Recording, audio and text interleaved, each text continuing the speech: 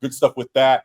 Beyond it, now moving on to other things. We had our him zone last year, and we had a lot of fun with that. Everybody saying I'm him now, and they had their own version of that. We saw ESPN had the Hemi Award and all that kind of stuff.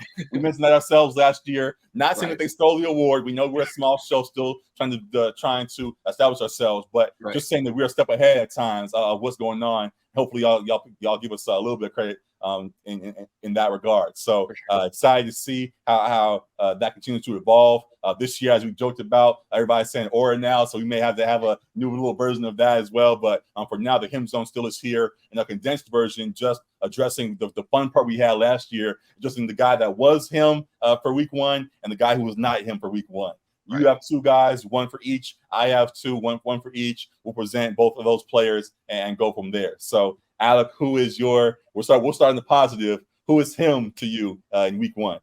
Yeah, well, typically I feel like 9 times out of 10 I was picking an offensive player. But with this week, I'm actually going to go with the MVP of the Jets in this Monday Night Football game in Jordan Whitehead.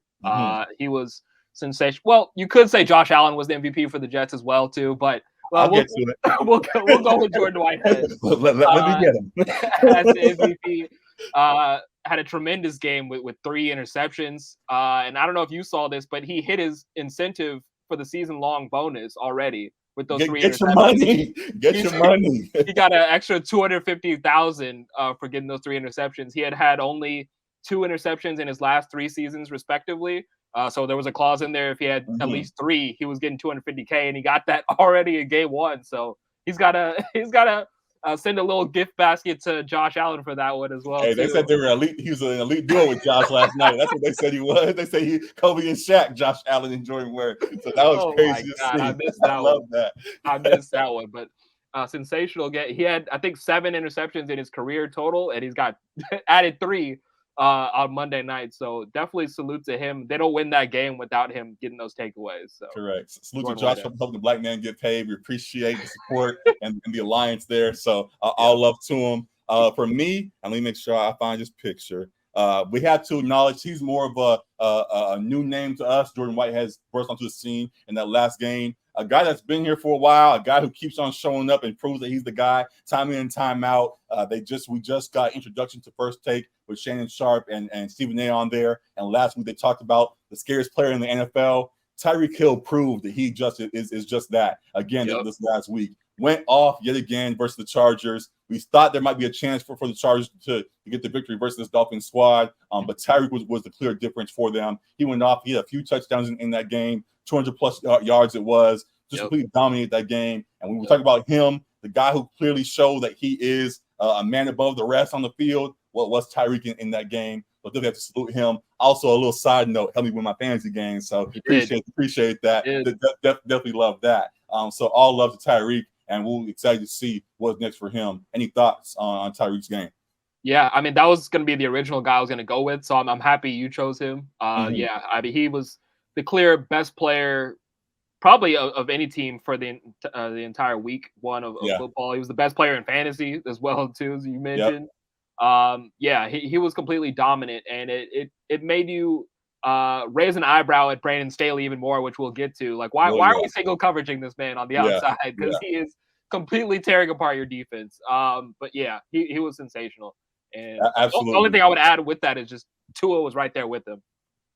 Yeah, Tua was right there with him. On salute to Tua because we had our doubts about him and we're concerned about his health and all of that. So definitely salute to Tua. Another thing I wanted to add is, I guess, tying back to your first point that we had with our truths and about the preseason and playing then. I'm not fully sure if Tyreek was playing a whole lot in preseason, but as someone who follows him, I did notice that he was working out a lot, even on and off the field. I saw, and there were some jokes to it. I saw him racing guys during the offseason. I saw him playing around with guys and doing his own separate training things. He's a guy who his speed clearly is the difference factor in his game. And he is fully aware of that. So he makes sure he maintains that at all times. And he seemed to be he seemed to make sure that he was ready to go heading into this season, and it showed in this week 1. So yeah, he had no rust, it seemed, and those hamstrings were all worked up and ready to go. And yeah, he put on a great performance there, and I hope we get a whole lot more from him.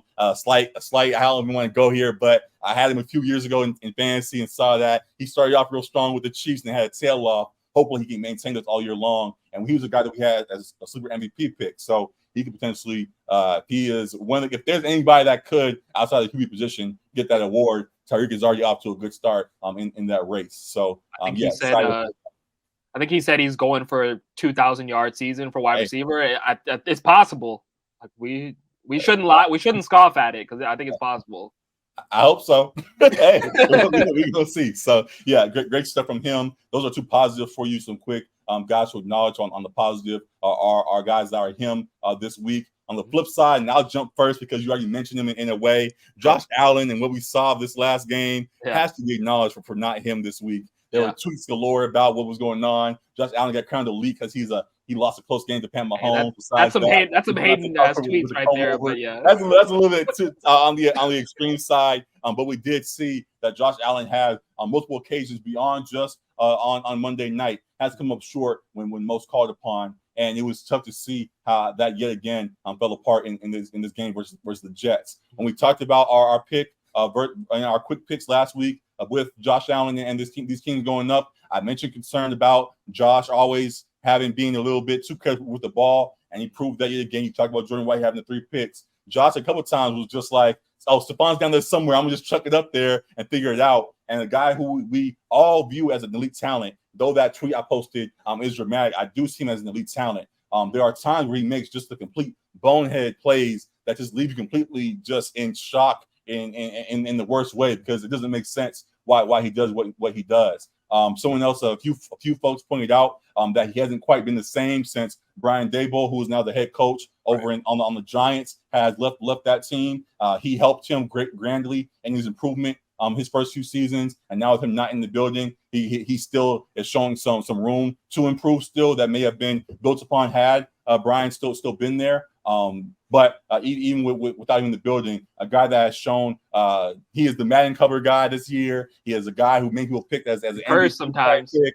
We can say the curse is there, but I was more so just saying he was a guy that was viewed highly enough to even be on the cover to begin with. Sure. And because of that, he has not quite delivered to that extent. And we see it again that he had a bad performance here. And yeah, I got to give him the not him this week for that. So yeah, tough game for him. And yeah, sorry, bro.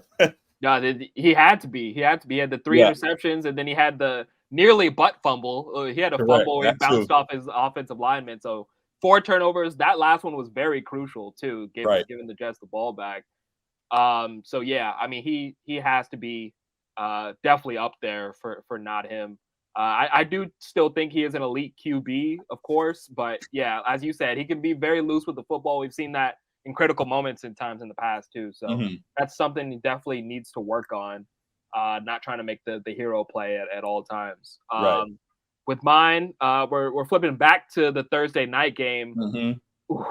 Yeah, we couldn't forget this. A lot of games happened, but we didn't forget Thursday. Yeah, oh go ahead. My goodness, that's very tough scene for Kadarius Toney, man. I mean, the Chiefs wide receiver core in general didn't really help out Mahomes, but Kadarius Toney damn near gave the game away with this. Yeah, you pulled up the tweet. It said this ended up being a Patrick Mahomes pick 6.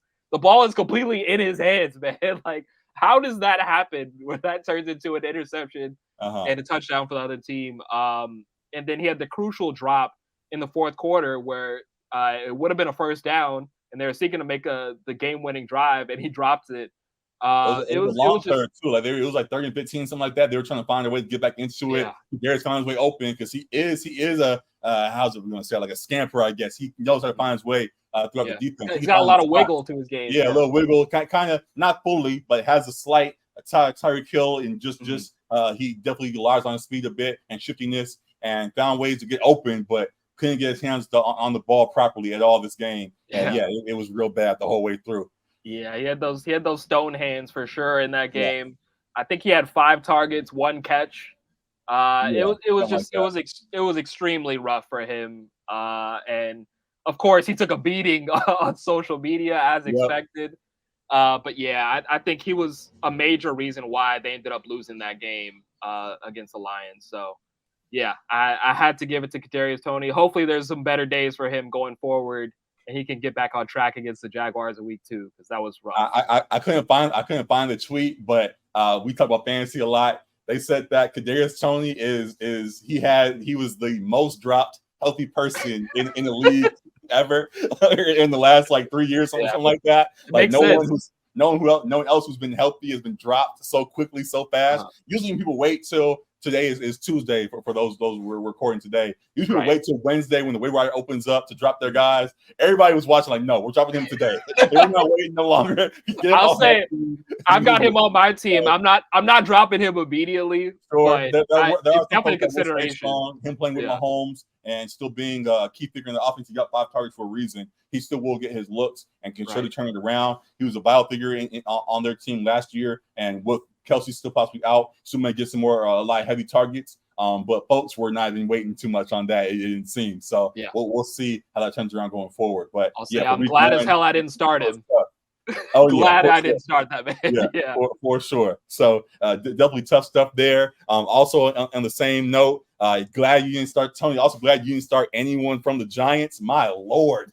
Well, I did start Darren Waller, but Darren Waller, Daniel Jones, Saquon, none of them did nothing. They all just got swamped by the Cowboys. It was a rainy game, so if you want to make an excuse, no excuse. No. They got completely washed by that Cowboys squad. As someone who picked the Giants in that game, I was sitting there just with the stuck face the whole game, like, dang, why did I see this coming? But it is what it is. And it seemed to be, as many people are saying, one of the worst performances ever.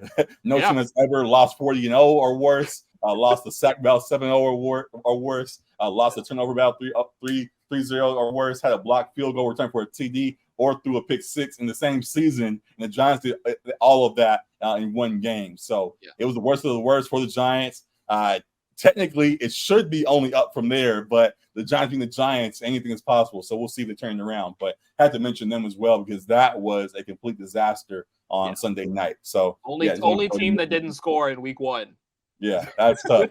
That's tough, man. So definitely fun with the hymn zone here that we'll continue. Love going back and forth with this. If we find better ways to add more things into it as we did last year, we'll bring those back. But for now, enjoy this as it is, and we'll leave it there. So